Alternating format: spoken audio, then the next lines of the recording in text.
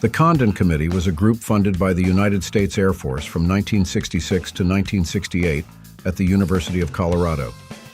The project was a scientific study of unidentified flying objects under the direction of physicist Edward Condon. The committee's purpose: to review or reinvestigate Project Blue Book data and decide if further investigation was warranted. Although it was billed as an independent study, it turned out to be an elaborate scheme to allow the Air Force to publicly get out of the UFO business. An internal memo leaked to Look magazine in 1968 showed Condon and his chief assistant knew they were to reach negative conclusions prior to starting the investigation. We know what we saw is what hundreds of Americans are saying who saw UFOs just this last year all across the United States. Dr. James McDonald, professor of atmospheric physics at the University of Arizona, is one scientist who believes them. In the midst of much professional disbelief, he is a respected scientist who feels the time has come to take a good hard look at the evidence, especially now with the United States experiencing the biggest rash of sightings since the first UFOs were seen back in 1947. As a scientist, I regard it as extremely urgent, because here is a really unusual problem that is going unattended by the scientific community throughout the world. Apparently the situation is no different in England, Russia. I've been in Australia recently, and I think it's scientifically, well, almost scandalous that we're ignoring this long-standing problem in the way that we in the scientific community have ignored it. Well, now, what is the attitude of science towards UFOs? I mean, is it beginning to change, or is it still mostly skeptical? Oh, it's beginning to change, but it is still largely skeptical, and it's quite understandable. They have been assured that the problem has been looked at by official agencies, and it is a problem in which the type of data is less than ideal, to understate it. It's largely reports, subjective reports of witnesses, but, and this is the point I would emphasize after a year-and-a-half study of the problem, when you go to the witnesses in many of these cases, when you sort through, there are so many examples of highly credible witnesses, completely stable people of excellent reputation when you check around a bit, who have seen utterly unconventional objects maneuvering at low or sometimes high altitude, that to regard this as anything but a problem of considerable scientific importance, I think will be to miss something that we've already missed far too long, 20 years. I don't think you'll ever clear the air to the satisfaction, at least, of the UFO buffs. They want to believe, they're happy believing, let them go on believing. I think it's a great waste of time and money to spend much more time investigating it. Diametrically opposed to Dr. McDonald's views is Dr. Donald Menzel, astronomer with the Harvard College Observatory at Cambridge, Massachusetts. He has made a personal crusade of debunking UFO sightings. To go on for year after year trying to prove whether or not these things come from outer space or not. It's clear that they don't, and I'm quite sure that that will be the result of any investigation. Yes, I would say particularly now. The time has come to take them seriously for several reasons. An eminent scientist who at one time agreed with Menzel but has now changed his mind is Dr. J. Allen Hynek, head of astronomy at Chicago's Northwestern University. At one time I thought that reports were confined largely to the United States, and that we were undergoing some sort of a bizarre nervous reaction. But their reports have come in now from better than 70 countries, and also scientists are beginning to take a closer look, because the sheer force of the sheer weight, I should say, of the numbers of reports is demanding attention. And as you know, the United States government now has finally moved in that direction by the creation of the Condon Committee at the University of Colorado, which is very seriously studying the problem. The University of Colorado, a sponsor of the Condon Project, is a world-renowned center for the study of all kinds of atmospheric phenomena. Set up in November of last year, the committee was given $313,000 by the U.S. Air Force and 18 months to prepare what the Air Force hopes will be the last word on the subject of UFOs. The job has turned out to be tougher than expected. Consequently, the budget is to be doubled and the time extended to 2 years. World in Action's camera team was the first ever to be allowed to film these scenes of the committee at work in their offices at Woodbury Hall at the university. Among the project's dozen experts are Director Dr. Edward Condon, formerly physicist with the National Bureau of Standards. Project Coordinator Robert Lowe, formerly with the National Center of Atmospheric Research. Dr. Fred Ayer, nuclear physicist and head of the committee's field investigation unit. Investigator Dr. Roy Craig, physical chemist from the University of Colorado. And Mary Lou Armstrong, administrative assistant to Robert Lowe. Most of the committee's time is taken up with checking out UFO reports, where possible in person. Thousands of feet of interviews are taped on current and past sightings. Everyone's great hope is that someday one of the investigators will be lucky enough to see a UFO firsthand. Well, that's something we worked very hard on. Not only do we want to find out, but we want to find out quickly. So we set up all kinds of elaborate mechanisms to have people notify us quickly. If the sighting looks interesting, we'll send people at any time of the night. And so that's one of the things we work very hard at. I'd say that the greatest difficulty about getting anything, the thing that seems most frustrating to me as a physicist, one would like to get direct observational material oneself, that is to say photographs or spectrographs or at least our own people see things. But all of the things that are reported are a very transient duration. They only last for a few minutes, and apparently as many people that do see things get so excited about it that they'll postpone till the next day before they make a report.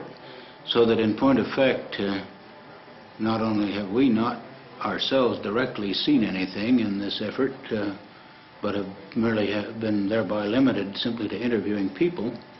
I mean, one does feel frustrated and discouraged at times, but that's not the same as saying that one should give up and quit. There are some very puzzling things that need to be looked into, and we would welcome not only better evidence about them, but also suggestions as to better ways of investigation, how to get there quicker, or how to do this, or how to do that. Evidence like this. These are the actual holes. As you know, a UFO landed on a highway down there. There were 4 altogether. We have three of the holes. Correct. Look a bit burned. How does this rank as evidence, Dr. McDonald?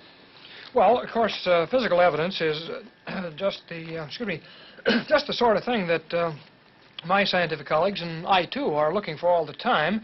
Anecdotal data, subjective observations are of great interest and pertinent, but physical evidence is badly needed, and there is more of this than most persons would realize, and most scientists would realize. There are quite a range of magnetic effects. Magnetographs have been driven off scale, watches have been stopped, compasses disturbed, ship's compasses, radio compasses, and so on.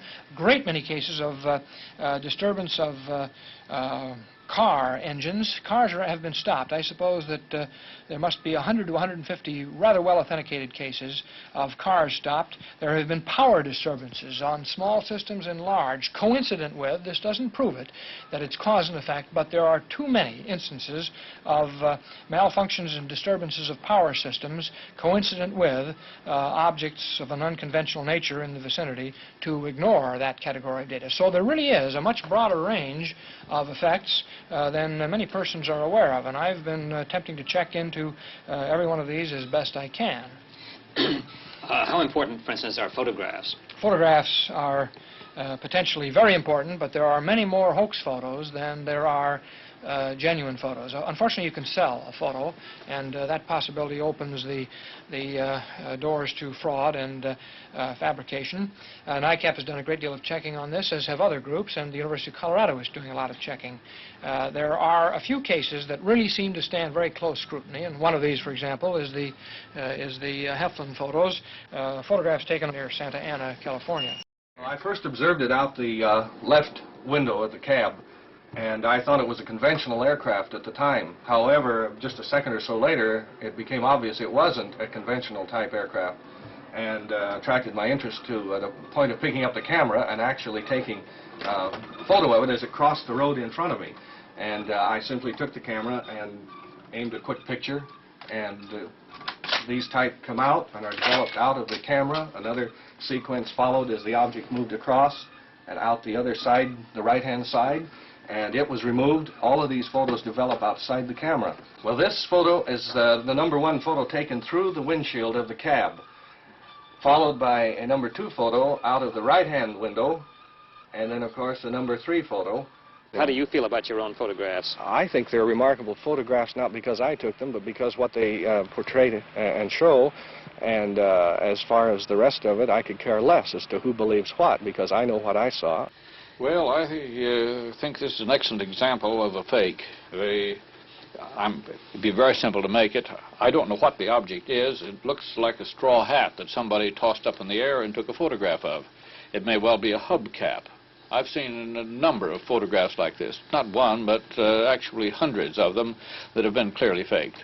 I've myself taken my camera out and made many fake pictures which look very convincing, much more convincing than these, as a matter of fact. And then there are many mistaken objects, such as this one, which is a photograph that was taken of a UFO reported over Denver. This was more than 15 years ago. This was taken at my observatory at Climax, Colorado. When the UFO got in that direction, it turned out to be one of these balloons. It's about as high as a 10-story building. It was going at about 100,000 feet, and that was it. And here's a case of the sundogs that I mentioned.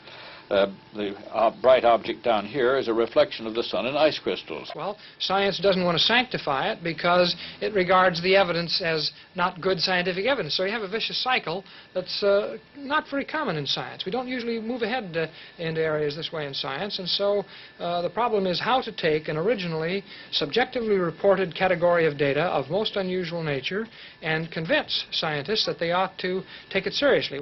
Astronomer J. Allen Hynek. This whole UFO phenomenon could be more important to the human race than the life of Copernicus. But this is what makes it interesting. We don't know. And as any scientist will tell you, if you know the answers in advance, it's not research. The whole point, and the only thing that I've been calling for all this time now, these several years, has been that scientific research be done, rather than to just take it lightly and shrug it off as nonsense. My effort has been to personally investigate cases, check, for example, many NICAP cases and other cases here and in other parts of the world as best I can, and some of them I feel I've done quite a thorough check, and find out for myself whether the accounts are as provocative and as unusual as they seem to be. My finding is that they are indeed provocative and unusual.